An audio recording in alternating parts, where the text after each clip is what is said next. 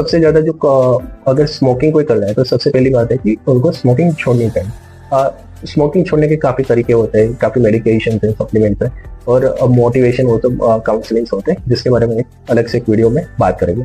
तो एक तो हो गया स्मोकिंग को छोड़ना चाहिए। सेकंड है कि विटामिन सी को डाइट में बढ़ाना चाहिए। तो विटामिन सी रिच फ्रूट्स होते हैं, चीज़ें होती है, उसको कंज्यूम करना इंक्रीज करना चाहिए, जैसे कि मौसमी, संतरे, एप्पल, पाइनएप्पल, आंवला, इन सब चीज़ों में विटामिन सी की मात्रा ज़्यादा होती है।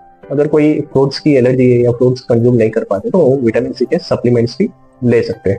सेकेंड है कि जैसे कि नेचुरल तरीके में हो गया कि जिंजर, टर्मरिक, तुलसी के पत्ते, गाजर, इन सब में भी हाई सोर्स होता है। कीवी में भी anti inflammatory components and vitamin C भी होते हैं। तो ये सब होते हैं एंटी इंफ्लेमेटरी की, जिससे बॉडी का इन्फ्लामेशन कम होने में हेल्प करते हैं, खास करके टर्मरिक और जिंजर। तो जो भी लोग चाय पीने के पीते हैं डेली बेसिस पे, उनको जिंजर भी उसमें ऐड करना चाहिए।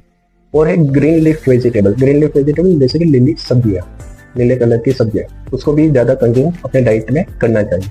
और है कि प्राणायाम, योगा, मेडिटेशन, इनको डेली रूटीन में ऐड करना चाहिए कि डेली कुछ मिनटों के लिए योगा या प्राणायाम और ब्रीदिंग एक्सरसाइज करनी चाहिए, डीप ब्रीदिंग एक्सरसाइज। एक होता है कि ब्रीदिंग लंग्स की कैपेसिटी या लंग्स को और हेल्थी बनाने के लिए इंसेटी स्पायरोमेट्री का यूज होता है, जो 3 बॉल एक्सरसाइज होते हैं। अगर कभी कोई हॉस्पिटल में गया तो उन्होंने देखा होगा, तो उसके लिए हम अलग से वीडियो बनाएंगे कि जिसमें इंसेटी स्पायरोमेट्री कितनी करनी चाहिए, क्या सही तरीका है, कैसे बैठ के उसको प्रॉपरली करना है उसके लिए।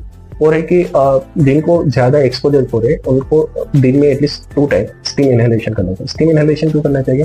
क्योंकि जो म्यूकस होता है उन एक प्रोटेक्टिव मैकेनिज्म, एक प्राइमरी डिफेंस मैकेनिज्म है लंग्स के लिए। तो म्यूकस का काम होता है कि बाहर से अगर कोई भी डस्ट, वायरस, बैक्टीरिया या कुछ भी बाहर का केमिकल या कुछ भी अगर फॉरेन बॉडीज मटेरियल अगर लंग्स में जा रहे हैं तो म्यूकस पूरा स्टिकी होता है, तो उस पर स्टक होकर वो वहां पे एक्यूमुलेट करते हैं और लंग्स में जाने से उसको प्रिवेंट करते हैं। तो जब आप स्टीम इनहेल करते हो तो म्यूकस, जो जमी हुई म्यूकस है, वो पूरी डाइल्यूट होती है, लिक्विडिफाई होती है, और जिससे आपको बेटर होगा कि आप जो जमी हुई म्यूकस है जिसमें टॉक्सिन्स है, डस्ट है, वो सब चीजें, वो उसको आप बाहर निकाल पाओगे। तो दिन में 2 बार सुबह शाम स्टीम इनहेलेशन करना चाहिए। एक होता है कि नेजो क्लियरेंस ड्रॉप्स आते हैं नॉर्मल सेवन के 0.9% के, जिसको हम बोलते हैं नमक का पानी का ड्रॉप्स, नाक के ड्रॉप्स आते हैं, जिसको दोनों नोस्ट्रिल में रखना चाहिए। दिन में 3-4 बार कर सकते हैं। जिससे क्या होता है कि नाक के अंदर जो पूरा दिन जो भी कीटाणु है, डस्ट है, जो भी चीजें पॉल्यूशन, उन सब की वजह से जो एक्यूमुलेट होता है, उसको भी आप ऊपर से ही, नाक से ही उसको हटा सकते हैं। और क्या चीजें नहीं करनी चाहिए, तो फास्ट फूड और जंक फूड को थोड़ा सा कम करना चाहिए या टोटली अवॉइड करना चाहिए। मैदे की आइटमों को कम करना चाहिए डाइट में।